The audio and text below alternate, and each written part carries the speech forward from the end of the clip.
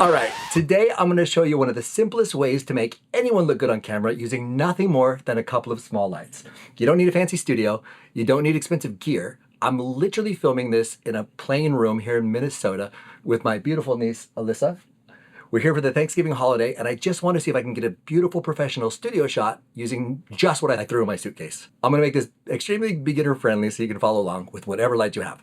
Today, I happen to be using a couple of Lume Cube Studio Panels as my key and fill light, and I'm going to use a tiny Panel Pro 2.0 as a little backlight to separate her from the background. Now, if you want to check out these lights later, I'm going to put a link and discount code in the description. This is not a big sales pitch here. I just genuinely like these lights. I use them all the time, and they're perfect for small setups like this, and they travel super well. So I've got Alyssa standing in the center of the room, nothing special behind her. We moved some stuff out of the way of the wall, and we took all the picture frames down. So if you're following along at home, you can literally do this anywhere. The biggest trick is that we want to turn off or dim the overhead lights so that you can control the direction of lights yourself. Overhead lights create these awful shadows under your nose and eyes, and they make everything look flat and harsh. So we're going to try to avoid that. Now let's go step by step through two classic portrait lighting styles that you can use for YouTube, interviews, portraits, TikTok, or anything. Today, we're going to go over butterfly lighting and Rembrandt lighting. Okay, so the first thing we want to do is we're going to shut off these lights, and then we're going to build this thing together from scratch. So first, we've got butterfly lighting. This one is super simple. I'm using one studio panel as the key light, and we hold it just above eye level, centered directly in front of her, so it's pointing down at a super gentle angle. If you look under her nose, you can see a soft little shadow-shaped butterfly. That's where the name comes from. It gives a clean, glamorous look, and it works for pretty much every face. If you don't have a stand, you can handhold this light, or you can just set it up on a book stand or something. The main idea is to get the light centered and slightly above eye level. Now, we're going to take this second studio panel as a subtle fill light. This one stays straight on, but we're going to keep it dimmed way down. We're going to keep this one about a quarter the brightness of the main one. Its only job is to soften the shadows under the eyes and chin. You don't want it competing with the main light. You just want it enough to lift the shadows so the look is clean and flattering. So take a look at her face now.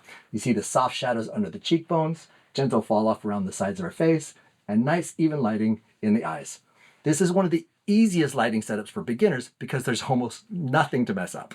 So now I'm going to have Claire hold the tiny Lume Cube Panel Pro behind her and off to the side. We're traveling for the holidays, so we didn't bring another tripod, but if you do have a tripod or stand, obviously you could put it on that. You can literally use any light. I just happen to have this little light with me. It's super slim and full RGB. Go ahead and turn it on. It's awesome. I'm not even going to use any of those cool features for this setup. We're going to keep this super simple. So Claire, aim it at the back of her head and shoulders, and it's going to separate her from the background, and it adds a little shine in the hair. If the room is dark, this backlight is really going to make your picture pop, or your video.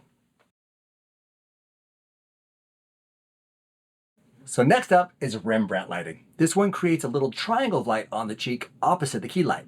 It's more dramatic and cinematic, but it's still super easy. So we basically take the key light and we move it off to the side. We put it 45 degrees to camera right. So we also raised it up a little bit higher, and then we angled it down at her. So look at the far cheek. You can see the little small triangle of light. It's right under the eye. Now that's the hallmark of Rembrandt lighting. So the reason people like this look is that it adds depth and shape to the face. It's a little moodier. It's perfect for dramatic thumbnails, interviews, or any scenes where you want more dimension and shadow. Now the fill light, we're going to keep on the opposite side, but we're going to put it even lower brightness.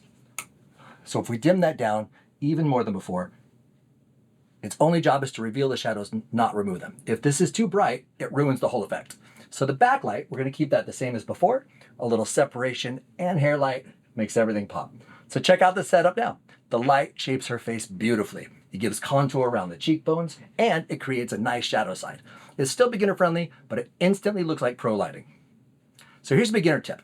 Lighting isn't about getting it perfect. It's about controlling direction. Now, the moment you turned off the overhead lights and then you choose where the main light comes from, you're already doing better than most people shooting with the room lights on. Now that's great. You can play with the distances as well. So the closer the key light is to her, the softer and smoother that light becomes. The farther away you move the light, you're going to notice it becomes more contrasty and sharper. So feel free to move the lights around while you watch the shadows change. That's the fastest way to learn lighting, is just try it.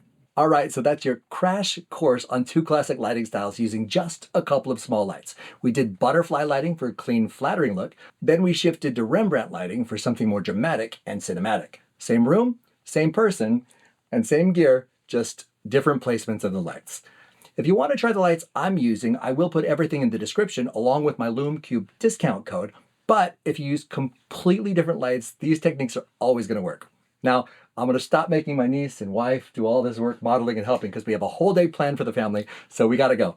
If this helped you guys out, let me know in the comments and tell me what lighting style you want to learn next. And if you like my gorgeous model and you think she did a great job, let us know in the comments, and maybe I'll fly her out to Vegas where I live and we can plan a whole lighting series together.